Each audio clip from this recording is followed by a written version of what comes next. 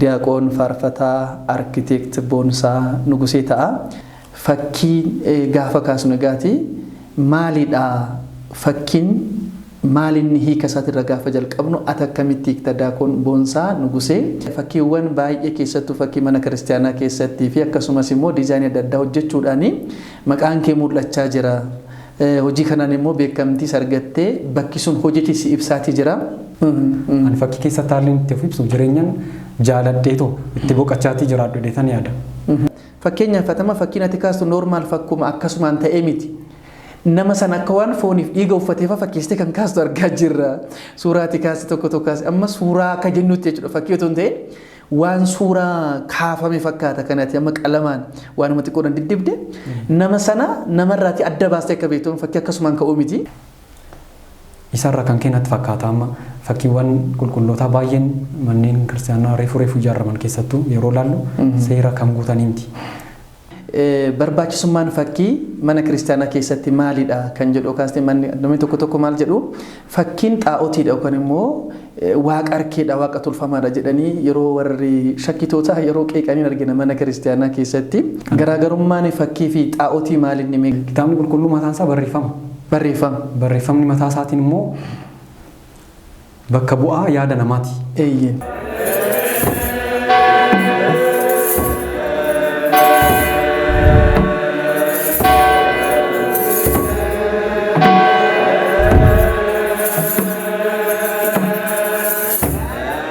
Harka fuunee maqaa waaqayyootiin akkam jirtu maatii miidiyaa Sootiriyaa biyya keessaaf biyya alaa teessanii qophii yeroo kiristaanotaa hordofaatii kan jirtan yookaan immoo sonoftanii nu eegaa kan jirtanii maqaa waaqayyootiin irra deebiidhaan akkam jirtu isiniin jechuu jaallanna. Ameen. Waaqni abboota keenya waaqni qulqullootaaf tolootaa sa'aatii kana eebbisee waan nu laatiif maqaan isaa kan galatoomiif kan ulfaatee nuuf haa ta'u.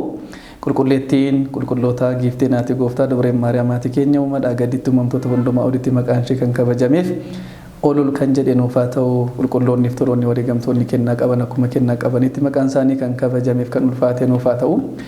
Qophii keenya qophii yeroo kiristaanotaa irratti argamne jirra maatii waaqayyoo sonoftanii akka nu eegdanii abdii guddaa qabna. Qophii keenya irraatiif immoo keessummaa qabannee jirra istiidiyoo keenyatti miidiyaan Sootiriyaa har'a immoo keessummaa qabdi. Keessummaan keenya Diyaaqoon Faarfataa Arkitekti Boonsaa Nugusee ta'a. Isa wajjin turtii taasisna. Turtiin isa wajjin turru obboleessa keenya Diyaaqoon Faarfataa Arkitekti Boonsaa wajjin kan turru. Ogummaawwan hedduu qaba. Ogummaa kana keessatti immoo ogummaa fakkii kaasuu dabalee ogummaa faarfannaa bara kana egaa turtii waggaa 5 booda ogummaa arkitekcharii kanaatiin eebbifamee jira. Baga nuuf eebbifamte jechuunis hin jaallanna. Keessummaan Diyaaqoon Boonsaan miidiyaa Sootiriyaatiifis gumaacha guddaa obboleessa gumaacheedha. Egaa gumaacha guddaa obboleessi keenya Diyaaqoon Boonsaan nu gumaacha keessatti loogoon miidiyaa Sootiriyaa kan nu gumaache isadha. Kanaaf guddaa sagalateeffachuu barbaadna. Isa wajjin dhimma fakkii gubbaarra turreet gidduudhaan immoo faaruu faarfannaa hanga xumura qophii keenyatti nu wajjin taatu isiniin jechuu jaallanna. Miidiyaan keenya miidiyaa Sootiriyaati. Keessummaan keenya Diyaaqoon Boonsaa Nuguseeti wajjin tura.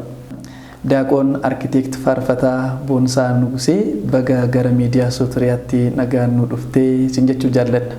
Tole galatoomaa isinis baga nagaa na eegdanii astina affeeruu keessaniif guddaa isin galateeffadha. Guddaa si galateeffanna gaa miidiyaan Sootiriyaa reefu biqiltuudha hojiiwwan garaagaraa keessattuu waan uummanni kun kan immoo sabni kun namni barbaadu sana keessatti xiyyeeffannoo guddaa laattee quuqama ijoollee muraasaatiin yookaan immoo ijoollee tawaadootiin qophooftedha. Achi keessatti immoo dhaloonni kun maal dabarsuu qaba maal gumaachuu qaba mana kiristaanaadhaaf gumaachini dabarsuu qabu dirqamni irra jiru maali kan jedhu xiyyeeffatteedha miidiyaan Sootiriyaa kan isheen biqilte. Si wajjin immoo kennaawwan hedduu waaqayyo si kennetti fayyadamtee daa'imummaa keetiin yookaan immoo ijoollummaa keetiin waan baay'ee gumaachaa jirta. Kanaaf si wajjin egaa kan turru ati faarfataadha, ati arkitektiidha, ati dabalee immoo fakkii kaasuudhaanis ogummaa kanas qabda. Ogummaa kana keessa immoo caalatti kanarra wajjin dubbannu waa'ee fakkiidhaan wal qabsiisnee waa'ee fakkii gubbaarratti fakkiin maali akkamitti jalqabee ati fakkiin maali kan jedhu sana kaasnee achi keessatti gaatii hordoftoota qophii miidiyaa Sootiriyaa biyya keessa biyya alaa ta'anii fi gumaachi tokko akkati gumaachitu abdii guddaa qabna. Kanaaf gara qophii keenyatti gaafa dabarru mee Diyaaqoon Boonsaa fakkiin gaafa kaasnu egaati maalidha fakkiin maalinni hiika isaatirra gaafa jalqabnu ati akkamitti hiikta Daakon Boonsaa Nugusee waa'ee fakkii otoo kaasanii fi akkamitti hiikta hiikan fakkii maalin kan jedhu irraa mi'a jalqabnuuti itti fufna. Tole galatoomii fakkii jechuun waan tokko bakka buusuu jechuudha bakka bu'aa waan tokkooti. Waan tokko wanti inni kun waan adda addaa ta'uu danda'a fakkeenyaaf yaada namaa ta'uu danda'a waan addunyaa dhugaa kanarra jiru ta'uu danda'a waan hin jirres ta'uu danda'a kireetiivitii yookiin immoo kalaqa nama dhuunfaa wayillee ta'uu danda'a deemee garuu wanta namni wayii wanta wayii bakka buuseetoo nama biraatiif akka mul'atuuf bakka buusee teechisuudha. Gabaabumatti wanti teechisee garuu bakka bu'iinsa waan tokkooti jechuudha. Waan tokko kan bakka bu'uu danda'u fakkiin jechuudha. Kanaafuu qaama tokko jajjaboos haa ta'u dhangala'oos haa ta'u maaliis haa ta'u namas haa ta'u bineensa mukas haa ta'u biqiloota bineelus haa ta'u bakkicha bu'ee fakkii sanaanii kun isadha jennee qaama mul'atu sana bakka kan buufannu jechuu dandeenya jechuudha. Fakkaattii isaa jechuudha. Fakkaattii bakkichaa kan bakka sana qabatee garuu lubbuu maleeyyii kan ta'e jechuudha. Guddaa galatoomii Daakon Boonsaa mee fakkiiwwan baay'ee keessattuu fakkii mana kiristaanaa keessattii fi akkasumas immoo diizaayinii adda addaa hojjechuudhaan maqaan kee mul'achaa jira. Hojii kanaan immoo beekamtii argattee bakki sun hojii si ibsaatii jira. Daakon Boonsaa Nugusee fakkii kaasuu yoom eegalee ogummaa kan akkamitti argattee akkamitti sii dhufe fakkii kaasuun kan jedhu meetii keessatti akkasumas. Tole dhuguma dubbachuudhaaf yoo ta'e guyyaa akkanaa sa'aatii akkanaattiin fakkii kana jalqabee dheetoo yeroo itti kaasu hin jiru. Garuu daa'imummaa kootirraa kaaseetoo fakkii akkan kaasaatii ture nan beeka. Haalli itti kaasaatii ture dhawaata guddatullee wanti kan rakkoo kiyya garuu nan beekaa jechuudha. Yeroo baay'ee sirriitti sammuu kootti kan na dhufu fakkii haalli itti jalqabee jechuudha. Daa'imummaa keenyaan gara mana qulqullummaatti gara mana sanbataatti waan seennee turreef iddoo sanatti tajaajilaa daftara faaruu daftara barumsaa jennee akkasitti daftara garaagaraa waan qabnu tureef jechuudha. Qola isaati irratti fakkii kaasuudhaan jalqabne haala saniin akkan jalqabe akkasumatti fakkaata wanti yaadadhu isa gara jalqabaa irratti jechuudha. Fakkii sasalphaarraa fannoo kaasuurraa darbee immoo fakkiiwwan qulqullootaa ilaaluudhaan yaaduurraa kan ka'e suuta guddachaatii dhufee jechuudha. Haalli itti jalqabe garuu akkasumatti fakkaata. Akkan natti fakkaatutti jechuudha. Malee jalqaba isaa akkanatti hin jalqabee wanti murteessu hin jiru. Kanaafuu tasa waan argatte sana keessatti guyyaa guyyaadhaan waan daddabalaa dhufteedha. Keessattuu barataa yeroo turte yookaan immoo barataa elementarii fa'aa yeroo turte barataa naannoo kutaa 9 maal tuggaa turte fakkiiwwan mana barumsaa keessa jijjiran yookaas immoo assaayimentii kan sinii kennamanii ijoolleewwan naannoo jiraniif kaasaa akka turte odeeffannoon tokko jira. Isaan dhufanii si bira kaasanii fi assaayimentii sana galchaa akka turan. Kan gochuun hojii kee barumsa barattu barumsa idilee gubbaarratti waan si miidhen qabu maatiin akka fakkii kanan kaasneef waan si dhoowwan dhiisi fakkii kana kaasuu dhiisti gara barumsaatti deemi jedhanii hubannoo fakkiidhaaf waan hin qabneef hawaasni keenya kana gubbaarratti wanti akka dhaabduuf duubatti si deebisan jiru har'a bakka geechira dhaabbattee gaafa laaltu. Dhuguma dubbachuudhaaf karaa barumsaa kootiitiin akka nama taa'ee hubadhottoota jechuudha. Fakkii kaasuun koo yeroo baay'ee yeroo barumsarra ture fakkiiwwan kaasuun fakkiiwwan barumsaan wal qabatan turan. Na fakkii san kaasuun kiyya deemee sirrii'uu sammuu kiyya keessatti fakkii sun akka hafu na gochaa tureera jechuudha. Karaa biraatiin anaafillee qo'annaa ture wanti sun kan kaasuun fakkeenyaaf kaartaa ta'uu danda'a waan barumsaan wal qabatan kanneen akka baayoloojii keemistirii irratti wantoota barbaachisan wantoota akkasiiti waan ta'eef manneen barumsaa garaagaraa irraa immoo barattoonni baay'een waan biratti kaasaniif fakkiiwwan hedduu akka qo'adhu barreeffama wajjin taa'aatii ture barreeffama ibsa kennu jechuudha fakkicha irratti jechuudha. So fakkicha kaasaatii ofiifillee qo'achaatii akka deemu na gargaaraa tureera. Karaa maatii kan jetteef immoo dhuguma maatiin yeroo baay'ee daa'imni isaa akka qo'atu malee gara waan biraatti akka deemu hin barbaadan barumsatti akka inni cimu barbaadu isaaniirraa kan ka'e dhiibbaan akkasii tureera akkanan fakkiin kaasne jira wanti akkasii garuu gaaruma yaaduudhaan kan ka'e jechuudha. Garuu an fedhiin na keessa ture waan guddaa tureef jechuudha. Dhoksaadhaan illee kaasaa ture malee dhiibbaan sun na dhaabuu hin dandeenye. Dhiibeetumaan darbeetoo waan keessa kiyya fedhu san hojjechaatii ture har'a ga'e jechuudha. Gaafa si dhorkan mudannoo sirra ga'ee jira otoo fakkii kaasaa jirtu yookaan harmeen kee yookaan immoo abbaan kee sitti dhufe hin godhin dubbii kana yookaan immoo kana dhiisiin jedhee gaafa waraqata si jalaa gate waan akkasii mudannoo qabda? Mudannoo kanan yaadadhu akkuma jedhe kana dhowwaa turaniiru. San booda maaliin godhaa yeroo wayii siri'u kitaaba qo'annaa keessa waraqaan itti kaasu kana kaa'itan akkanaan kaasaa yeroo natti dhufan dafeetan jijjiiraa jechuudha. Waan akkasiitiin isaan shawwaddaati tureera. Mudannoo adda ta'e illee ta'uu baatu waan akkasii keessa darbeera jechuudha.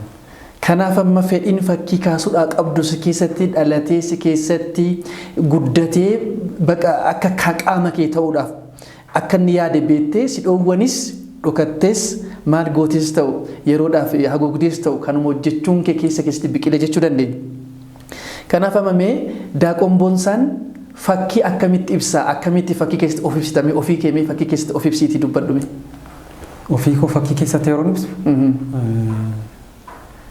namni jireenya yeroo jiraatu jireenya itti gammaduu fi jireenya itti gaddu jechuun jireenyi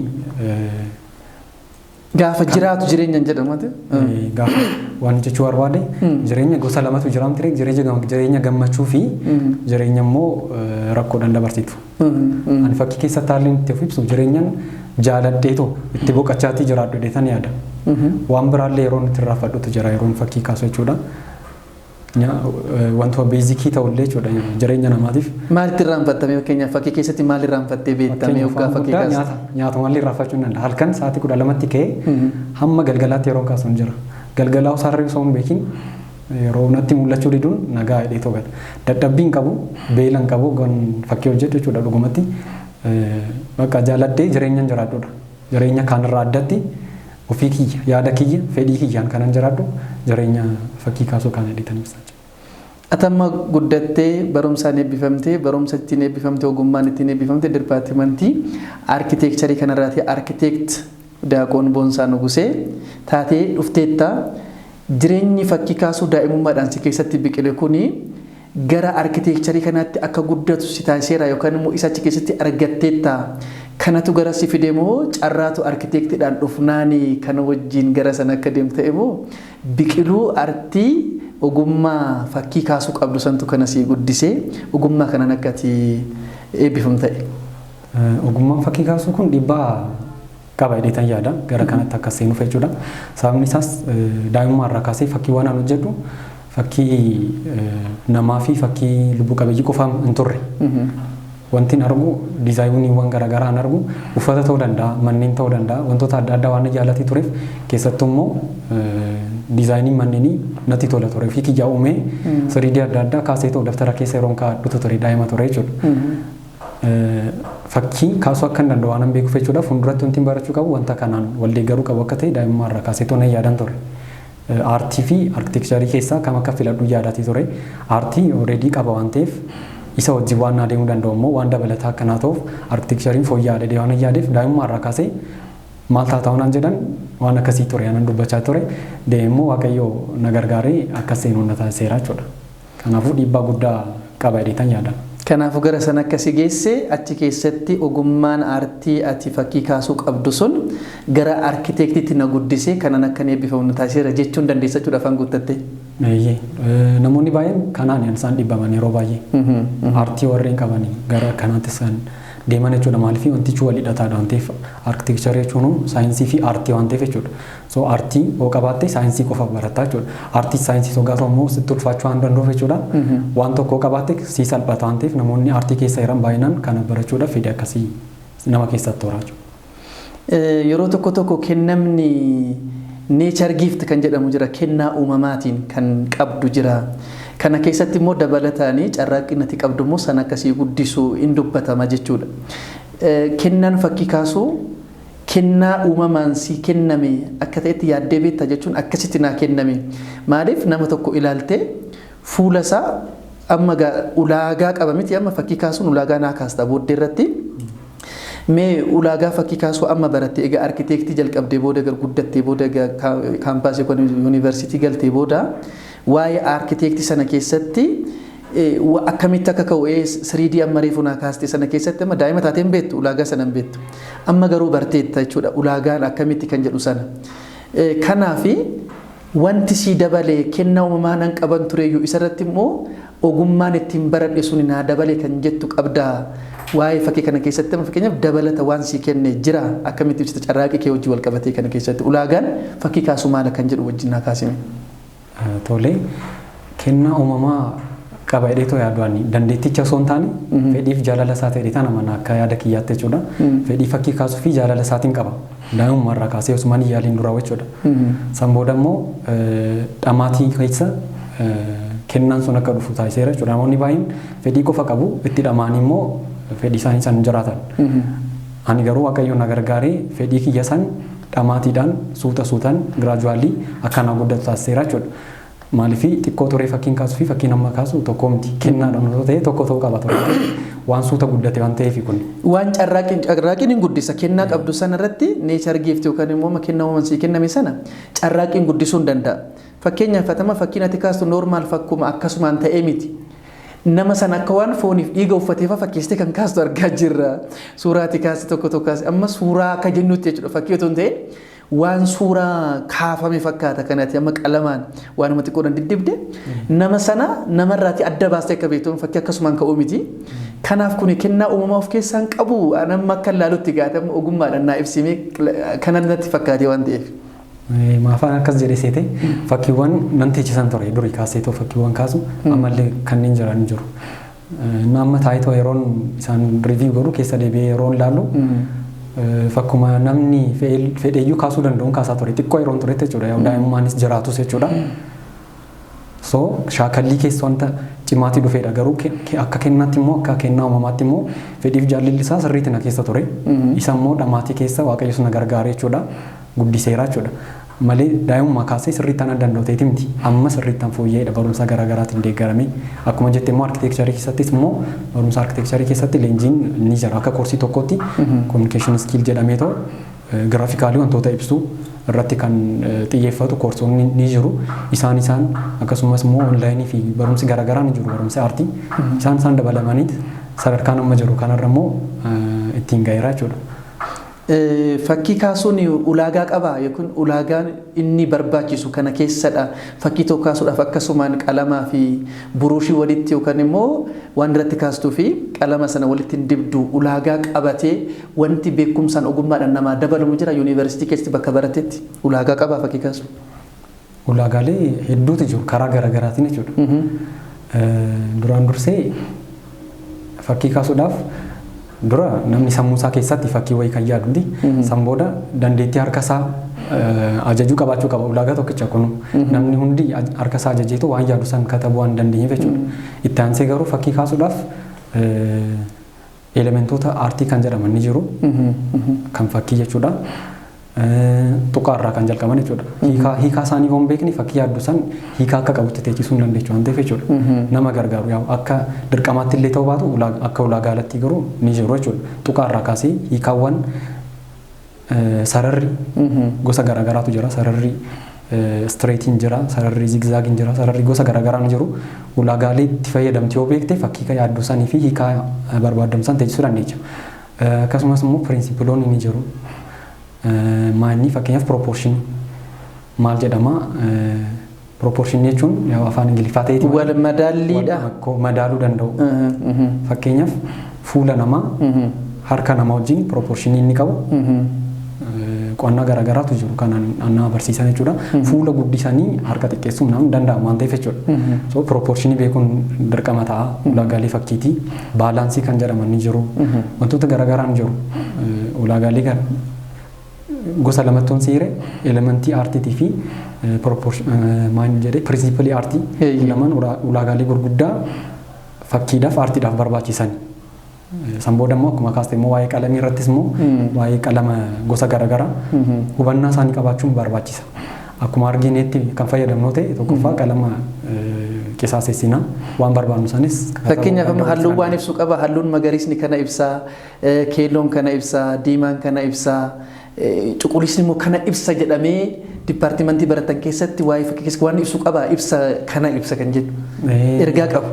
qaba karaa gara afuuratti illee deemuu baatu saayinsiidha akka saayinsiitti akkuma jedhe wantoonni hundumtuu hiikaa qabu. Fakkichaa miti fireemiin inni irra taa'ullee baakgiraawundii isaallee hiikaa ni qabaata. Sararri nuyi fayyadamnu akkuma isin jedhe sararri ciisaan wanta steebal ta'e agarsiisa.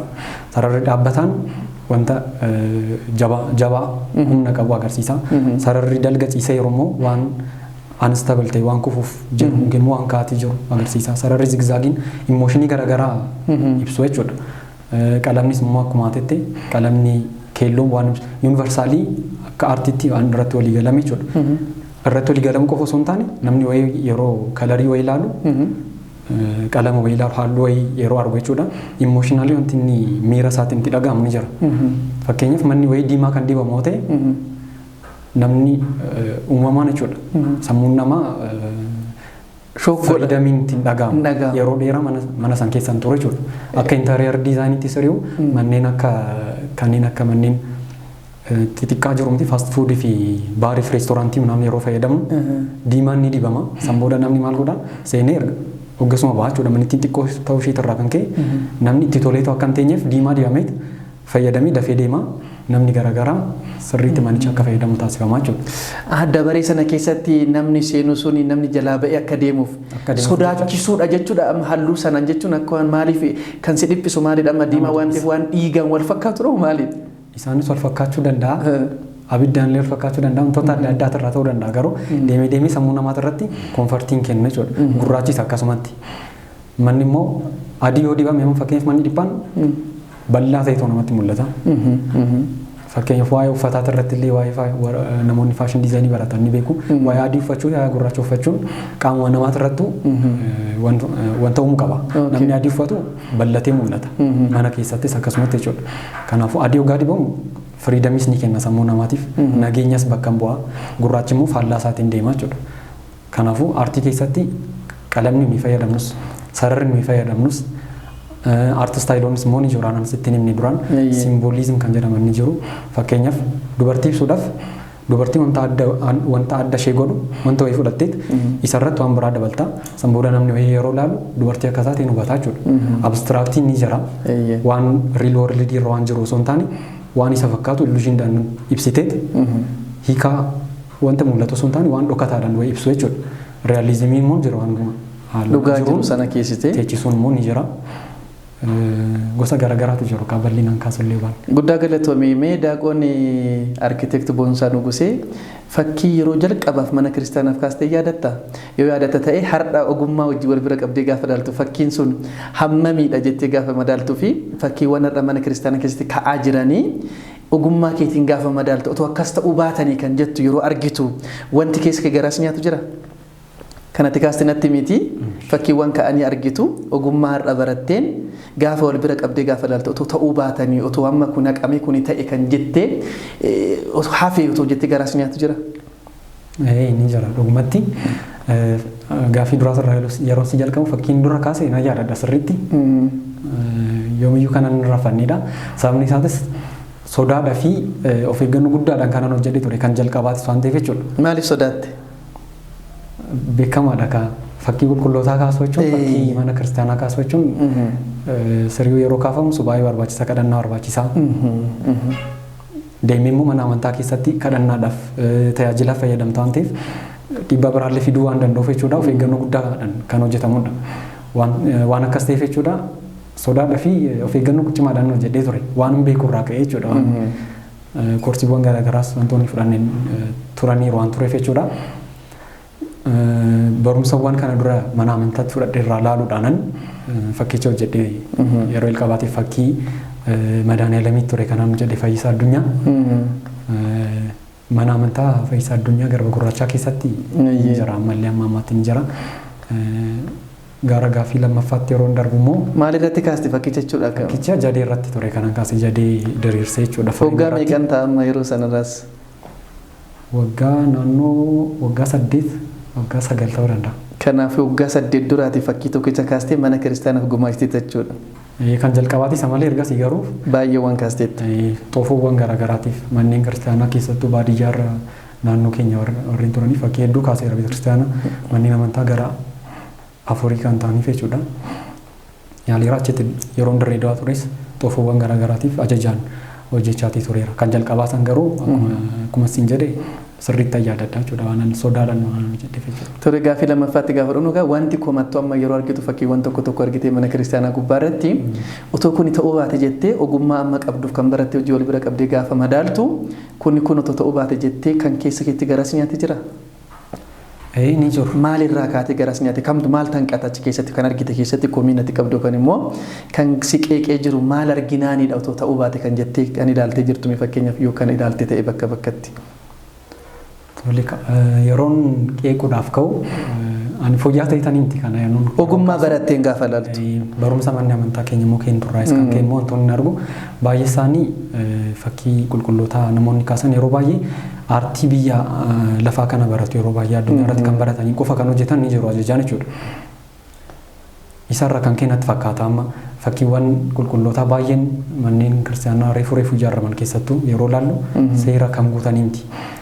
Isaan qofaamti fakkiiwwan qulqulloota jedhamanii kan gurguraman illee akkuma agarru jechuudha. Kanaaf isa qeeqnis tokko siin kaasa irrattis nu baay'isee jechuudha. Qeeqni naani kaasu keessaa tokkichi fakkeenyaaf gara siriidiitti warri amazanan warri garasitti harkifatan ni jiru. Inni immoo akka mana kiristaanaa keenyatti akka mana kiristaanaa Ortodoksii Tawaahidoo Itoophiyaatti kan ijaaramee miti. Maaliifii siriidii yoo ta'e gara gaaddidduu qabaachuutti deema. Gaaddidduun immoo qulqulloonni ifa addunyaatti jedhamaamti rek. Ifni immoo ammoo osoo kibritti wayyaasitti qabsiisnee tolaallee gaaddidduun qabu. Hiikaa guddaa qaba gaaddidduu qabaachuu dhiisuus taatu jechuudha. Gaaddidduu wajjin kaasuun gara siriidiitti geessa. Akkasumas immoo haala uffataa halluuwwan isaan fayyadaman wareegamtootaaf kan fayyadamu qulqullootaaf kan fayyadaman durbee maaraamiidhaaf haalli wayaa isheetti fayyadamu. Diimaa fi cuquliisni haalli ittiin taa'uu qabullee beekumsa barumsa mana kiristaanaatiin naannoo hojjetamne hedduu argaatee jira jechuudha. Baakgiraawundii illee yeroo itti bareechanii hojjetan agarra. Haala fakkii biyyoota gara dhihaallee kan hordofanii kaafaman. Gara kan bahaas immoo jira weestarnii fi istarnii warra ortodoksii ta'an jedhaman iyyuu. Ni jiru keenya wajjin kan walitti simanne fakkiiwwan hedduu mana alarratti ta'e isaan filannee bituu hin dandeenya. Mana kiristaanaa keessatti garuu yeroo agarru xiqqoon ulfaata. Mana kiristaanaa kanarratti osoo jabaatee to'an hojjetamu osoo ta'e yaadeedhuun qaba. Kanaaf kuni garaa si nyaatii qofa otuma argitu dabartaa jechuudha. Jechuun hamma sana sirratee yookaan immoo dhaloonni kun dhufee manni kiristaanaa waan tokko daattutti keessa keetti gaafa argitu ogummaadhaan gaafa madaaltu kuni kun otoo ta'uu baate jettee kan garaa si nyaatudha jechuudha walumaa galatti. Bal'ina nyaataa anillee itti seenee sirriitti bal'inaan gara tajaajila kanaatti bal'inaan jechuudha. Amma illee naan hojjedha garuu bal'inaan fuul taayimiidhaan jechuudha. Hojjedheetoo wanta kana sirreessuudhaaf yaada guddaan qaba. Dhugumatti jechuudha. Manni kiristaanaas immoo akkasitti hordoffii cimaadhaan kan hojjetamu osoo ta'e yaadeedhuun qaba. Guddaa galatoomii mee barbaachisummaan fakkii mana kiristaanaa keessatti maalidha kan jedhu kaastee manni namni tokko maal jedhu fakkiin xaa'otiidha yookaan immoo waaqa arkeedha waaqa tolfamaadha jedhanii yeroo warri shakkitoota yeroo qeeqanii argina mana kiristaanaa keessatti manni kiristaanaa ortodoksii fakkii fayyadamuun ishee tajaajila fakkii qabaachuun ishee dogongoradha ati akkamitti argite mee ragaadhaan wanti nu dabaltu maaltu jira mee kana mee nu kaasidaa qomboonsaa. Tole yaadowii kaasuu keenyan dura jechuudha. Amantaa keessatti amantaan kan nuuf kennamu eenyurraayi waaqayyoorraayi. Wanti ofii keenya uumne too mana kiristaanaa keessatti fayyadamu hin jiru.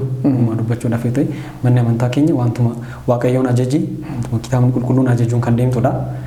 Fakkiis yoo kaasne ilaalle fuuldura keetti xaa'otii qopheessiteetoo hin waaqeffatiniidha malee waaqayyoo kan jedhe fakkiin siruma hin barbaachisu hin jenne. Hin jenne qofa jennee immoo isarraa kan fudhannee miti. Ofiisaatiif waaqayyoon Museedhaaf yeroo ajajuun arganna. Seera bahuu keessatti hin arganna. Seera boqonnaa 25-26 irratti haala taaboonni itti qophaa'uu qabu yeroo isa ajajutti kiirubeel akkamitti akka taa'uu qaban taabota maddiitti jechuudha. Karaa lamaan gosa lama maddii lamaan kiirubeel teessisitoo yedduu sanarraallee dhaabbadhee kiirubeel lamaan yedduu dhaabbadhee anis hin dubbisa jedheetoo kiirubeel bocamuu akka qabu jechuudha.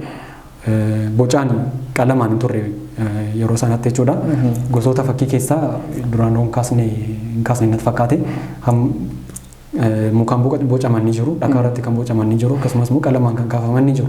Yeroo sanatti ajajamee kan ture kan muka irratti bocaman ture waan ta'eef jechuudha. Fakkiin kiirubeel akka barbaachisu gooftaan illee waaqayyo ofiisaatiif kan ajaje jechuudha. Garuu immoo itti waaqeffannaa osoo hin taane ittiin ergamoota fi kabaja taabonni sunii fi waaqayyoon qabu ittiin yaadatii waaqayyo samiirra jiraatu ittiin waaqeffannaa jechuudha. Malee waaqayyo irraanfannee sa'ilii yookiin immoo fakkii qulqulluun fuuldura yeroo isaaniif waaqeffannaa jechuun jechuudha. Akkuma duraan immoo kaasne bakka bu'aa daa'imni turreendi. Fakkeenyaaf footoogiraafii yeroo fayyadamu akkam jechuudha. Footoogiraafii sun namicha jechuun garuu bakka bu'aa isaati. Namni maatii fa'aa jalaa boqate maal godhaa footoogiraafii isaaniif kabaja guddaa kenna. Maalii aadaati? Nama sana yaadati. Miidhame isaan haadha isaa ta'uu danda'a abbaa isaa yaada dhungachuu illee danda'amti. Imooshinaal ta'ee yeroo itti dubbatu faallee ni agarra. Kun maalirraa kan ka'e namicha yaadatii isa yaadachiisaa jechuudha. Fakkii qulqullootaas kan fayyadamu haaluma kanaan jechuudha. Qulqulloota waaqayyoos ta'uu danda'a durbii maaramis ta'uu danda'a ergamoota ittiin yaadanna malee fakkicha waaqeffannachuu miti jechuudha. Garaagarummaan fakkii fi xaa'otii maaliin dhimee gaafa kaastu garaagarummaan fakkii fi waaqa harkii yookaan waaqa tolfamaa fakkii manni kiristaanaa fayyadamtuu fi garaagarummaan xaa'otii gidduu jiru maalidha osoo itti gaafatamte boonsaan akkamitti deebisa? Garaagarummaan isaa akkuma nama kaasatii jiru kana jechuudha. Fakkichi fakkeenyaaf waraqaa irraa ta'uu danda'a kan qophaa'e. Waraqaa sana kan waaqeffannu hin timi. Galaatiyaa boqonnaa 3 irratti qulqullichi Phaawulos dubbate jechuudha. Fuula isaanii fuulduratti gooftaa Yesuus Kiristoos akka inni fannifamee turetti isaan fuulduratti mul'atee akka ture dubbateera. Yeroo sanatti gooftaan Yesuus Kiristoos uummata Galaatiyaa fuulduratti fannifameera jechuuti. Garuu akkasitti mul'ateera fakkiidhaan jedhee. Isaan keessatti akka suuramee akka jiru akkamitti arguu dadhabdanii maaltu dawwee isinitti buuse kan jedhu jira. Yeroo itti dubbatu gooftaan Yesuus Kiristoos isaa fuulduratti akka jirutti fakkeeffamee fakkaattii isaa mul'atee ture jechuudha. Gidiraan sun fuuldura jira jedhe akka dubbachuuti. So bakkaan isa buusaan waaqayyo Yesuus Kiristoos haala isaanii arganii turan jechuudha isaan. Gara xaa'otiitti yeroo dhufnu immoo waan fuuldura jiru san uumaa keenya waaqa keenya gooneetoo isaaf sagaduu isaaf bitamuu isa waaqeffachuudha jechuudha. Kanaaf waaqa uumaa irraanfattee jechuudha. Waaqa uumaa samiirra jiraatu waaqa uumaa isa sirrii sana irraanfattee uumaa kan hin taane mukarraa bobbocee maal jettee isatti kuftee waaqadha isatu na uume sana jiraachisatu bokkaana isatu aduu naaf baasa yoo jette kuni waaqa tolfama yookaan waaqa harkee waaqessuudha jechuudha. Kanaaf ani immoo wanti fakkiin taane jira addunyaa kanarra wanti fakkiin taane maaliif fakkiin kan bobbocamu hojii harkaan hojjetamiti fakkii yeroo hojjetu harkaan hojjetta. Uumamni hundumtuu hojii harka isaati kan jedhu jira qulqulluun Daawit miti. Uumamni hundumtuu hojii harka isaati jechuun waaqayyo addunyaa kana fakkii kaase kan jedhu jira. Qulqulluun Yohaannis afaan warqee maal jedhaa nama jechuun suuraa waaqayyoo lafarra jiraatudha. Maaliif akka bifa keenyaatti akka fakkeenya keenyaatti haa uumnu jedhe biyyee lafaatii fudhatee jenne miti. Biyyee sana eega tottolchee booda hafuura jireenyaa itti baafate namnis jiraataa ta'e. Kanaaf biyyeedha tottolchuun reefu jetteetta mukarraa sintaa dhoqqeerraa sintaa waraqaarraa sintaa maalirraa jetteettami. Kanaaf waaqayyo yeroo jalqabaatiif fakkii kan kaase waaqayyo miti. Maaliif bifa isaatiin sillaasee koottaa nama akka bifa keenyatti akka fakkeenya keenyatti haa uumnu gaafa jedhu fakkii kaasuu kan jalqabe jalqaba irratti eenyudha? Waaqayyoodha. Kanaaf fakkii gaafa jennuu fi xaa'otiidhaaf gaafa jennu qoqqoodda keessa gaafa galuma fakkii qulqullootaa jennaa. Fakkiiwwan xuraa'oon immoo mareef kaase waaqa harkee kana jechuu dandeenya. Fakkii addunyaa keessatti ka'an immoo akkasuma kan ka'an immoo jiru. Isaanis gara miti si geessu gara waaqa harkeetti si geessuu danda'u. Waan hin taanetti jechuudha. Kanaaf hundumtuu wanti fakkiin taane akka hin jirrettidha. Jalqaba qulqulluun Luqaasis fakkii qulqulleettii dubree Maariyaam misla fiqir waldaa kan kaase Luqaas barreessaa wangeelaati. Kiristoos akka fannifamee ta'ee kan kaase immoo qulqulluu Yohaannis abbaa wangeelaati. Kanaaf fakkiidhaan dogoggora jechuun warri shakkitootaa kun fakkiidhaan dogoggora jechuun dhuguma eessaatii fidan maal isaan fidisiistee yaaddaata akka keetti akka mana kiristaanaa si barsiistetti fakkiidhaanii xaa'otiidha jechuu maalirraa argatan jettee yaaddaati akka keetti. An akka kiyyatti yeroon akka barumsa mana kiristaanaa baratetti jechuudha.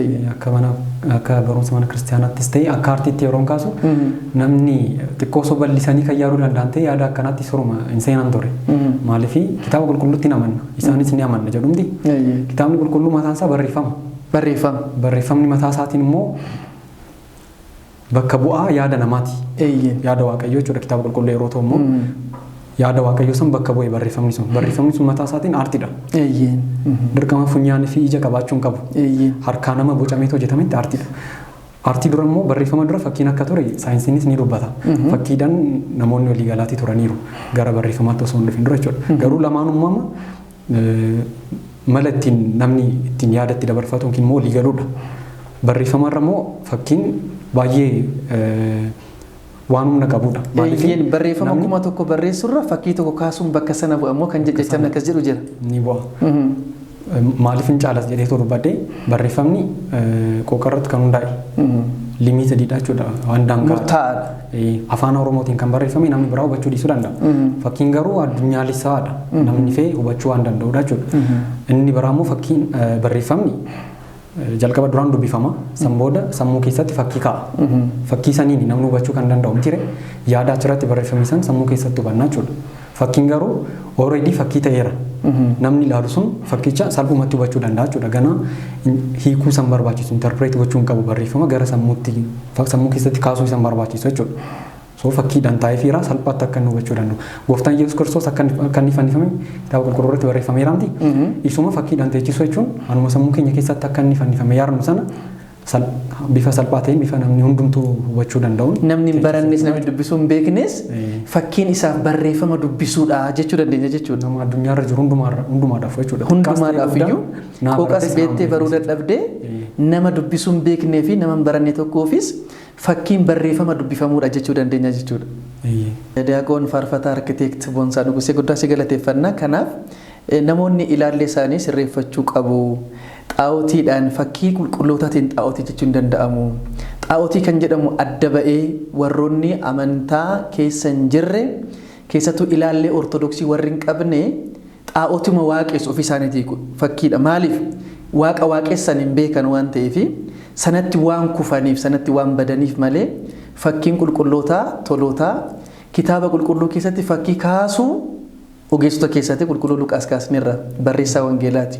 Qulqulluu Yohaannis fakkii Kiristoos isa fannifame sana kan kaasee mooticha yeroo sana tureef qulqulluun Luqaas akkasitti kaasee kan mul'ise addunyaadhaaf kan kaase sun barreessota kitaabaati. Otoo xaa'otii ta'e isaan hin kaasu hin kaasan.